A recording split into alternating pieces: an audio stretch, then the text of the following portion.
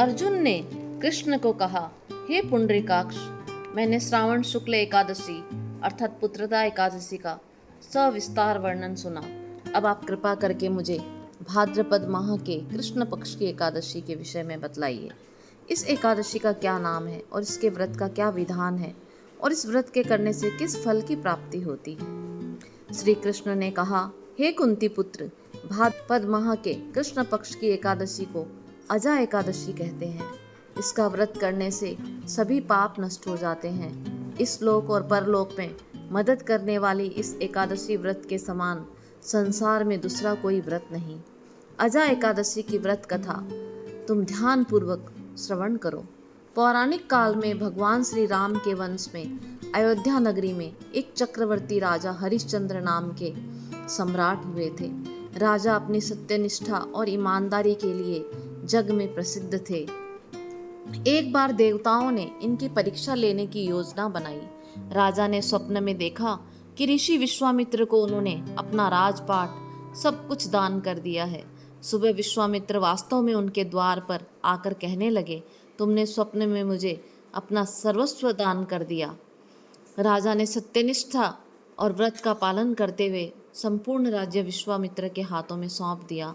दान के लिए दक्षिणा चुकाने हेतु राजा हरिश्चंद्र को पूर्व जन्म के कर्म फल के कारण पत्नी, बेटा व खुद को भी बेचना पड़ा। हरिश्चंद्र को एक डोम ने खरीद लिया जो शमशान भूमि में लोगों के दाह संस्कार का काम करवाता था। स्वयं एक चांडाल का दास बन गया। उसने उस चांडाल के यहाँ कफन लेने का काम किया, किंतु उसने इस आपत्ति के काम में भी सत्य का साथ नहीं छोड़ा। इस प्रकार जब कई वर्ष बीत गए तो अपने इस नीच कर्म पर उन्हें बड़ा दुख हुआ और इससे मुक्त होने के उपाय खोजने लगे। वे सदैव इसी चिंता में रहने लगे कि मैं क्या करूं, किस प्रकार इस नीच कर्म से मुक्ति पाऊं। एक बार की बात है, वह इसी चिंता में डूबे हुए थे कि गौतम ऋषि उनके पास आ पहुँचे। हरिश्चंद्र ने उन्हें प्रणाम किया और अपनी दुख भरी कथा उन्हें सुनाने लगे। राजा हरिश्चंद्र की दुख भरी कहानी सुनकर महर्षि गौतम भी अत्यंत दुखी हुए और उन्होंने राजा हरिश्चंद्र से कहा, हे राजन, भाद्रो माह के कृष्ण पक्ष की एकादशी का नाम अजा अर्थात जया एकादशी है। तुम उस एकादशी का विधान पूर्वक व्रत करो और रात्रि को जागरण करो, इससे तुम्हारे सारे पाप नष्ट हो जाएंगे। महर्षि गौतम इतना कहकर अंतर्ध्यान हो गए। अजा नाम की एकादशी आने पर राजा हरिश्चंद्र ने महर्षि के कहे अनुसार विधान पूर्वक उपवास तथा रात्रि जागरण किया। इस व्रत के प्रभाव से राजा के सारे पाप नष्ट हो गए। उस समय स्वर्ग में नगाड़े बजने लगे और पुष्पों की वर्षा होने लगी। उन्होंने अपने सामने ब्रह्मा, विष्णु, महेश तथा देवेंद्र आदि देवताओं को खड़ा पाया।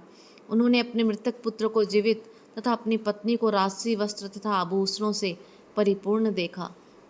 व्रत के प्रभाव से राजा को पुनः अपने राज्य की प्राप्ति हुई।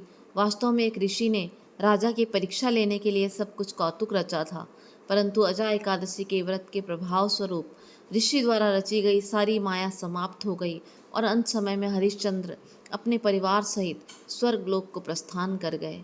हे राजन, यह सब अजा एकादशी के व्रत का प्रभाव था।